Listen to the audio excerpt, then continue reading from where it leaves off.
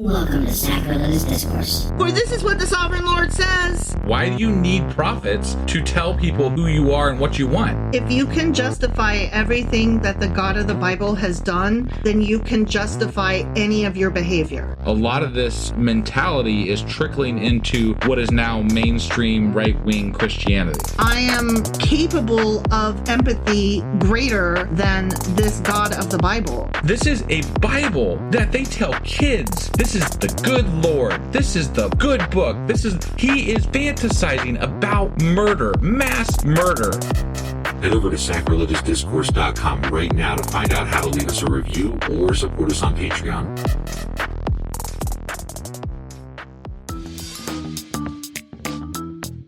Hey there, sinners and saints. It's your favorite Bible-bashing duo from Sacrilegious Discourse, and we need your help. That's right, folks. We're raising funds for some heavenly equipment and a studio that doesn't sound like it's in the depths of hell. Our current setup, let's just say it's more apocalypse than audiophile. So if you want to hear us dissect the Bible without the background noise of demonic squirrels, chip in a few bucks. We're aiming for $5,000 to upgrade our audio and build a studio worthy of blasphemous banter. Donate today and help us spread the good word of atheism. You can find a link right on our homepage, sacrilegiousdiscourse.com. Every dollar counts. Even if it's from your collection plate.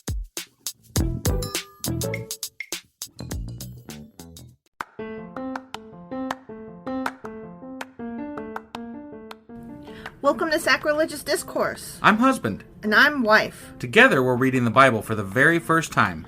We grew up without religion and wanted to know what all the fuss was about. Well, what have we learned so far? That God is a dick, and apparently some people believe in talking donkeys? We're not trying to pass ourselves off as experts. Nope, we're just reading the Bible for the first time and giving our first take reaction. If you'd like to join us in this venture, you might consider starting at episode 1. Otherwise, jump in wherever you like. All right, let's go read the Bible. Yeah, let's get to it.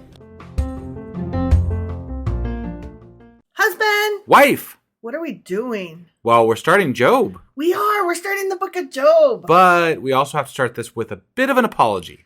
Yeah. Because we have fucking sucked. Okay, but to be fair, it's not that we suck. We just suck at podcasting at the moment. Yes. We don't suck in general. We just have a lot going on. Right. Yeah, no, we keep underestimating how much shit we have left to do. Yeah. And right now we have a couch in our dining room. I mean, So a tore up ass janky couch in our dining room. Yeah. So that's the state of things at the moment. Yeah. And we're sorry, guys. We're sorry. We meant to do episodes this weekend and we didn't. Well, for one thing, I literally cannot find the book that we were reading from, from which we were reading. Yes. Yeah. And also, we are woefully behind on shouting out patrons, which we are going to be doing again soon. And which we are grateful for. And we owe people some shout outs there. We're woefully behind. We are. So we thank you for your contributions in spite of Yes. Here's a generic thank you.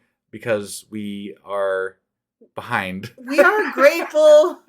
We just aren't able to convey it as well as we would like it. Yeah, we definitely are going to get to the personalized thank yous and everything. So, but the exciting bit to me right now is that we're starting Job. We're starting Job. And Job is Job. Everybody knows the book of Job. Everybody knows Job. Right? Yeah. I mean, it's the book of Job. It's the book of Job. Fuck yeah. And then Robert A. Heinlein wrote a book called Job, A Comedy of Justice. Have you ever read it? I don't think I've read that one. It's kind of funny. I really liked it. Got it. All right. Well, are you ready to go ahead and get into this? I'm ready. Let's go do Job. Okie dokie.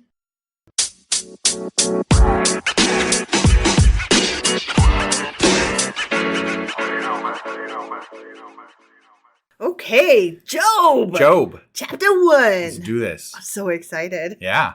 Okay. In the land of Uz. There lived a man whose name was Job. Okay. This man was blameless and upright. Dang, he's good. He walked on both feet. Yeah. He feared God and shunned evil. Sorry, the upright bit took a second to sink in. It's still funny now. Now it's not. Okay, I'm good now. Okay.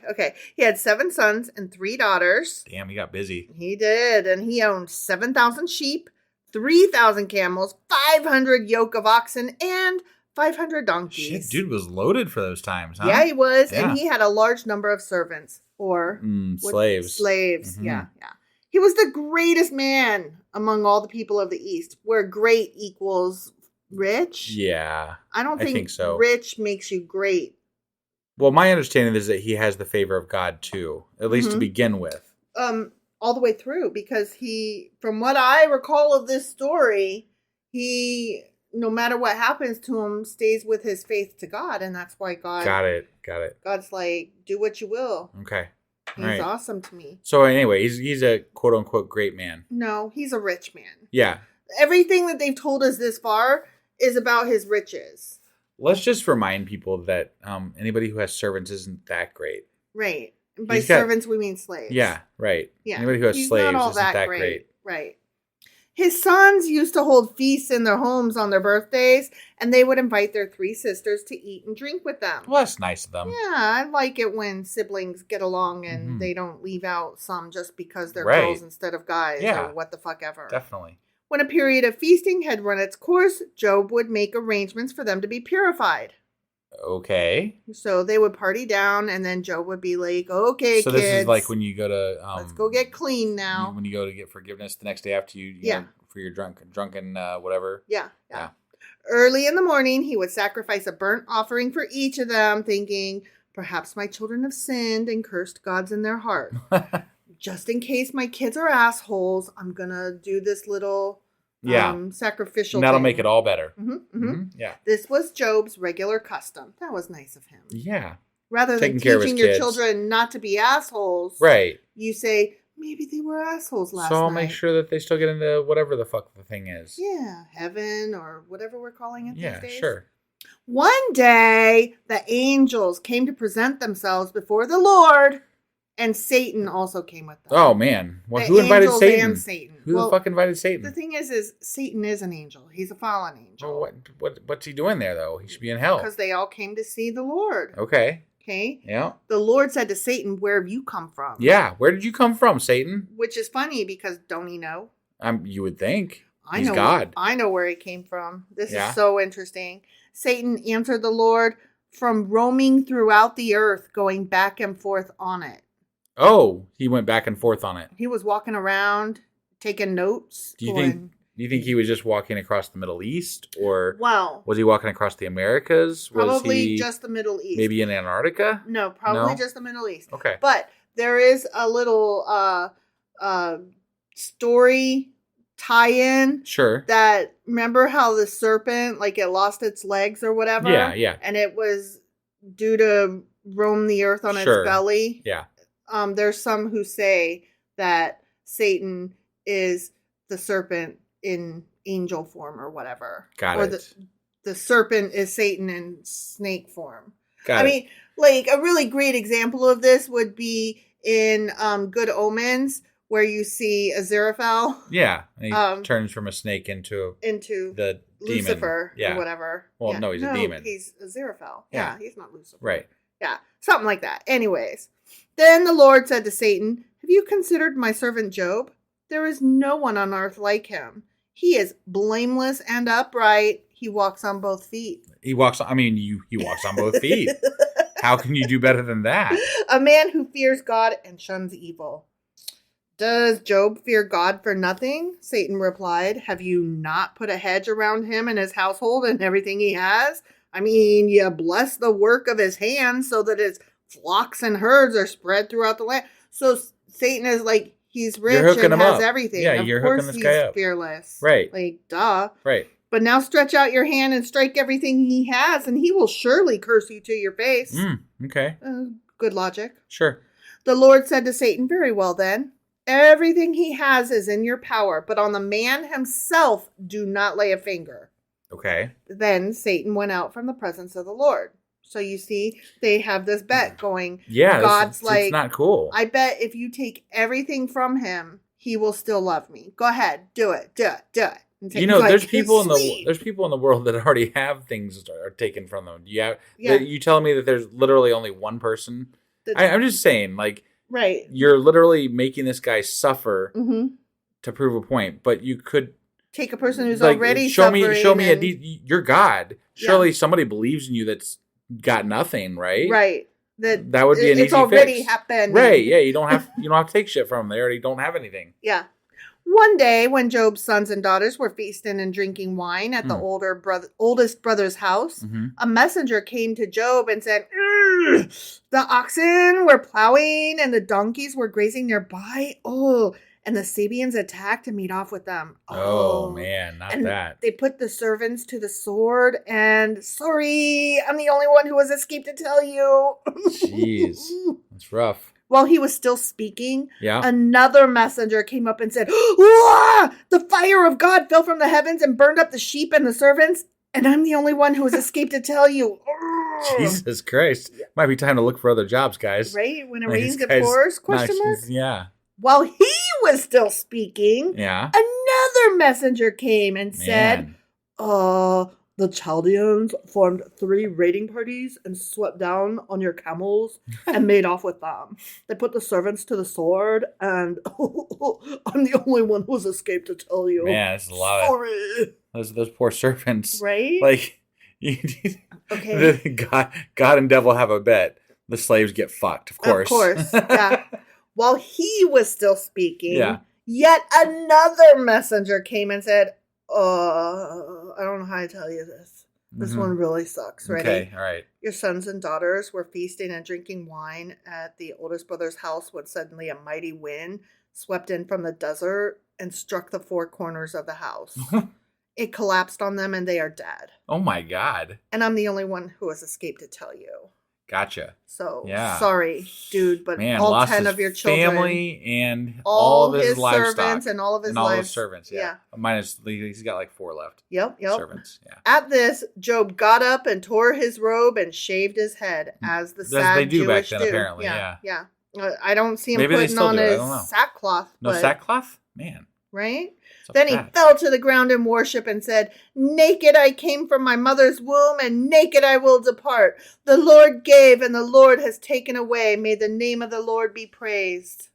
And he's still like, God is great, God is good. Let him thank him for all the things that he just now made die and took away from me. Right, yeah. Woot, woot, thanks God for ruining everything in my life. For nothing, over nothing. Not because I sinned. I don't understand. Okay. I get. No, I don't.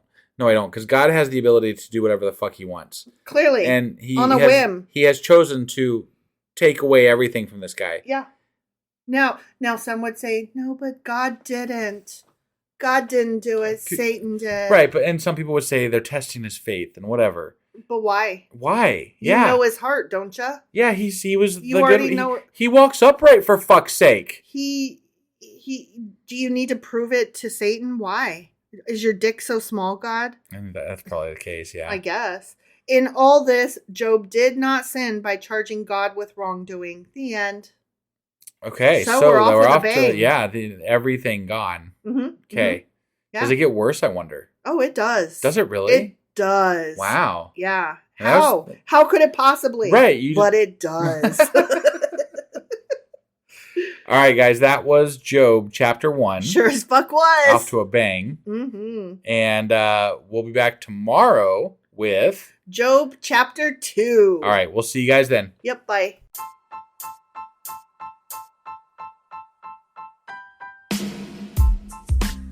Hey, wife. I guess that's the end? But husband, that's just sad. It doesn't have to be. We are on lots of social media platforms like Twitter. Our handle there is sacrilegious_D. For D's nuts. Oh my God.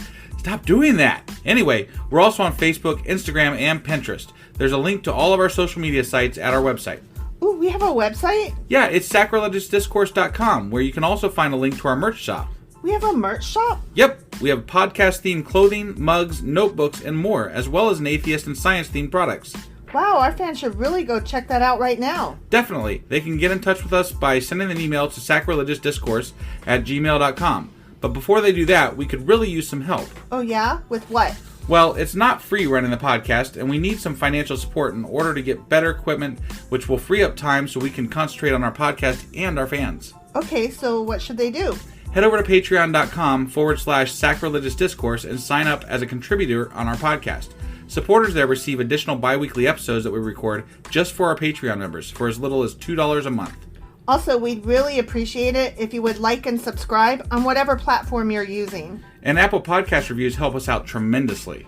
Like and subscribe, leave an Apple review, join us on Twitter, support us on Patreon. That's a lot of instructions. Don't forget to say thanks. Thanks. Okay, bye.